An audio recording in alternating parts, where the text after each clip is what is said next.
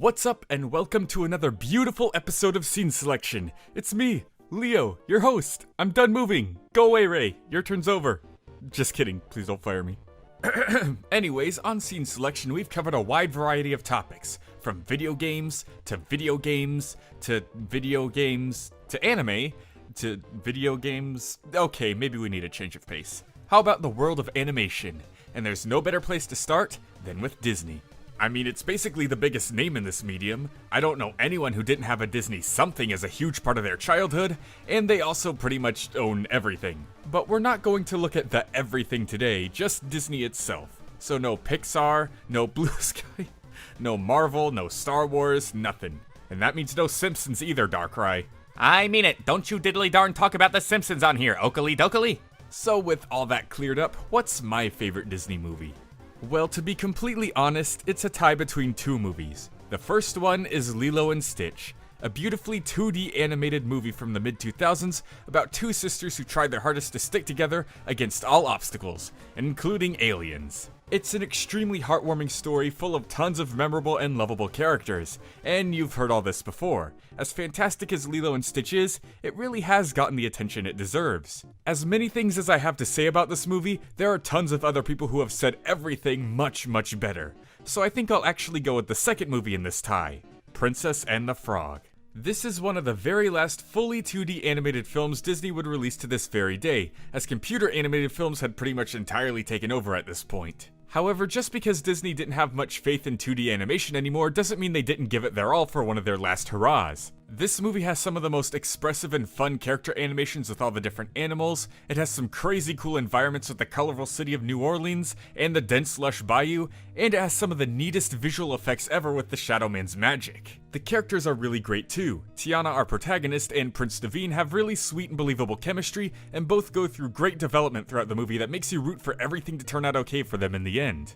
The side characters are great too. Lewis is hilarious, Ray's a lot of fun, and I just love Lottie. I know a lot of people find her annoying, but growing up in the South, I know way too many people in person who act just like her to hate her. In fact, the movie as a whole, from the characters and the southern slang they use, to even the food like the beignets and gumbo, does a great job at making me feel at home, something no other Disney movie can really do for me. And I haven't even mentioned the songs yet, all of which are fantastic, even the more forgettable ones like Going Down the Bayou.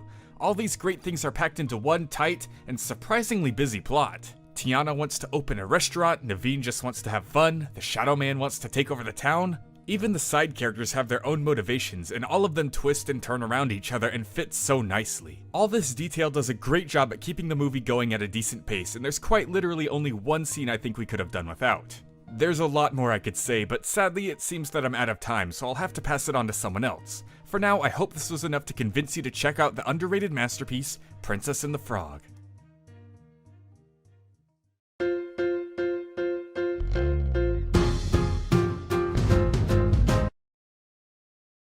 Hello there, I'm Biff. I don't work on anything CX related, but I do have a few friends on the team that offered me a spot on this episode of Scene Selection, so thanks to them for allowing me to join in on gushing about animated movies. Though, despite me loving a lot of animated films, not many of those are by Disney. Most of my nostalgic favourites come from DreamWorks and Pixar, the latter of which is owned by Disney, but doesn't count for the purposes of this video. And my more recent favourites have come from studios like Sony, Aardman, and Cartoon Saloon. I'd seen like 3 films from Disney's Renaissance growing up, and most of their works from the 2010s, but not a whole lot that I find myself really nostalgic for, and very few that stand out as some of my favourites ever, with one exception. In 2016, I went to see Moana in cinemas with my family, and ever since then I was hooked. This is probably the movie I've watched the most in general. Every rewatch draws me in like it's my first watch again thanks to the fun characters, entertaining writing, gorgeous visuals and catchy songs. One step at a time. The main cast is kept relatively small, which allows for a lot more development since the screen time doesn't have to be spread so thinly. Seeing Moana grow and develop over the course of the story and struggle with her own self-worth near the end is great.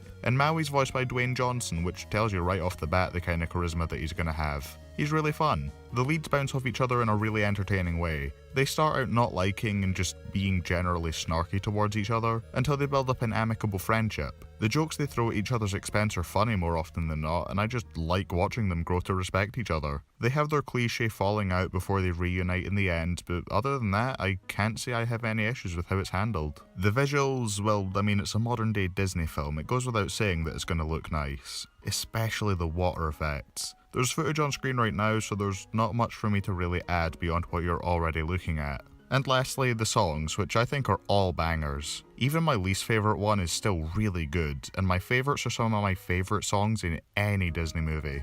I re-listen to this soundtrack all the time. There's so much more I could say about this movie, but I've got to try and keep this under 3 minutes long, so it's best I don't ramble for too much longer. This might not be Disney's absolute best work, and yeah, it is kind of generic in some areas, but I just have so much fun watching this that I can't not call it my favourite film I've ever seen from Walt Disney Animations. Oh yeah, and the Crab Guy's alright. I did indeed like his song.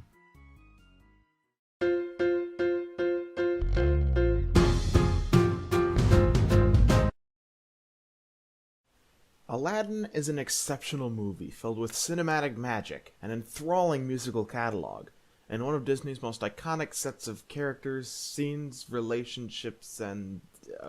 I meant the real Aladdin. This cynical live-action rehash can go choke on Will Smith's auto-tune in slow motion and die. Anyway, back to business. I think the original Aladdin is awesome.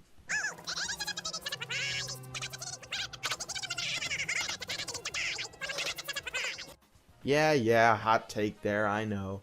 But hey, some things are worth being repeated, alright? I promise I won't take up too much of your time. There's not much I can say about it that hasn't already been said 100 times anyway.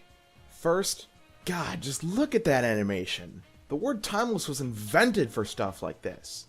Agrabah is brought to life in such fluid artistry. Everything in this movie looks and feels so alive and expressive.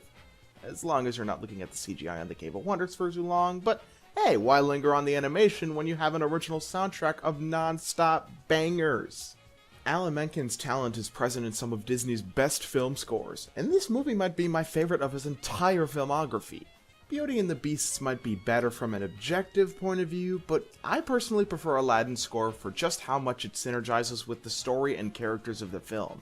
It goes without saying, but A Whole New World is so good, I think it single-handedly awakened the human capability to love all on its own. And that's just the tip of a really solid iceberg. Aladdin is really likable and struggles with a lot of relatable issues in ways that, while flawed, are understandable when you think about them. Jasmine feels very realistic in her desire to not conform to what her status dictates her life ought to be. Jafar is menacing and massively entertaining once the writing for him gets going. And of course, the impeccable late Robin Williams' Genie is the definition of an iconic character performance. I mean, really, do I need to go on about how much I enjoy this movie to convince you as to why it's my entry? It's Aladdin, man. You already know it's great. It's not Disney's magnum opus by any stretch of the imagination, but you can definitely tell why it was famous and successful enough to get added to the shelf of shame and milk with no, god damn it, I summoned it again.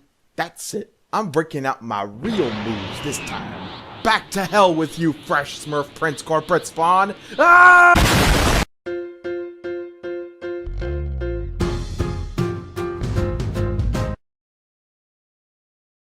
I love the golden era of Disney as much as the next guy.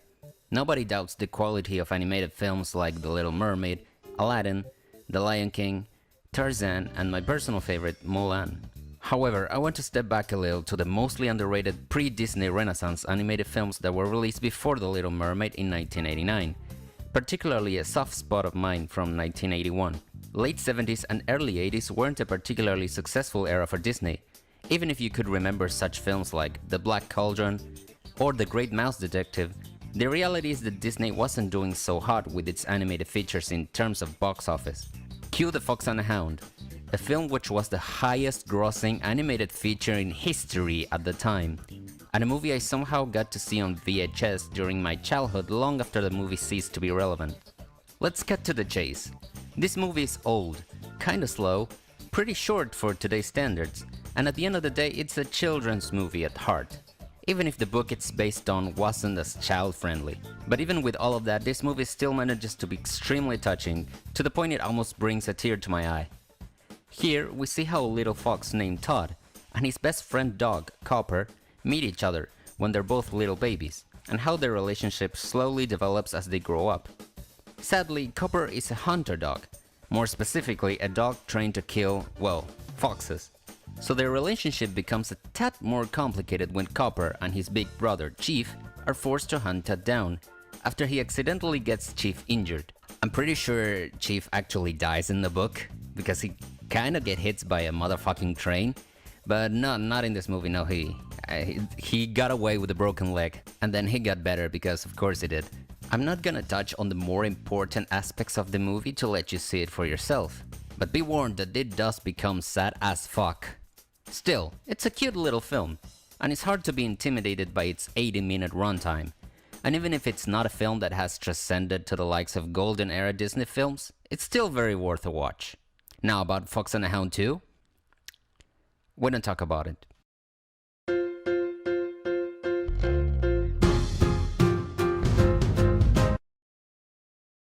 I can't believe Leo rejected my idea of using this episode to talk about the Simpsons movie. I mean, come on, it is owned by that evil corporation we all call Disney, and it's got everything in it. All your favorite characters, comedy, romance, high stakes, Arnold Schwarzenegger as the President of the United States, Green Day? It's got Green Day in it. What do all these other Disney films have? Nothing. Alright, stop the footage. Look, I tell you what, we'll just go with plan B, alright? And it'll be all good, and it'll all make sense. What can I say about The Emperor's New Groove that hasn't been said already? Is it the deepest and most emotionally driven Disney flick? Nah, not really. Is it the most original story to come from the House of Mouse? Hell if I know. Is it just an all-around fun and hilarious film with a pinch of heart thrown in there for extra goodness? Abso-freaking-lutely. For those unaware, this is the story about Kuzco, an emperor who's lived the most pampered and grooviest life one can have. But it's also thanks to this lifestyle that Kuzco grows up to be kind of an asshole. From having his guards throw an old guy out the window for throwing off his groove, to telling a family man peasant named Pacha that he's gonna have his house torn down and it's going to be replaced with... Booyah! And not everyone is a fan of this behavior, especially the recently fired advisor to the Emperor, Yzma, who got fired for basically playing Emperor behind the actual Emperor's back. So what else is there for her and her assistant Kronk to do than to poison the Emperor at a dinner party and take over for him as an act of revenge? Only just one problem. Turns out the poison they gave him was actually just extract of llama, and now the Emperor is said animal. But despite that, they managed to throw him out of town and now Yzma is the new leader. So now Kuzco has to team up with Pacha from earlier in the story to go on a perilous road trip back to his kingdom that'll have the two of them come face to face with jaguars, worn down bridges, less than appetizing diner food, and of course, each other's company.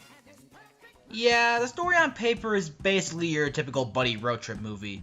Yet, you don't come to this movie mainly for the actual story. You come for the comedy.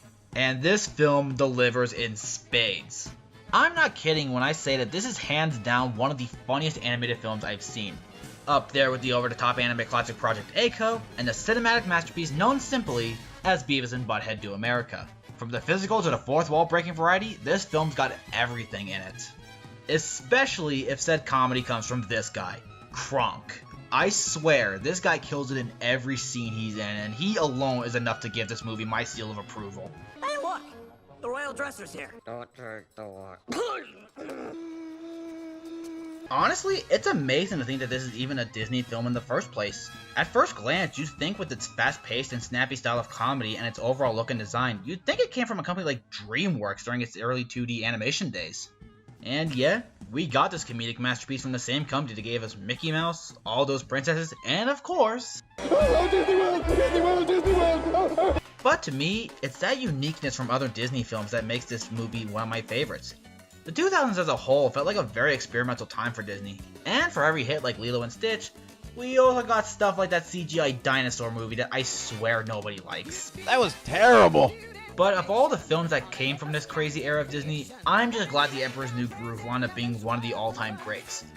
If you need a good laugh, boot up Disney Plus, give this film a shot, and find out why everyone, including myself, sees this as one of Disney's greatest cult classics. A perfect world begins and ends. A perfect world begins and ends with us.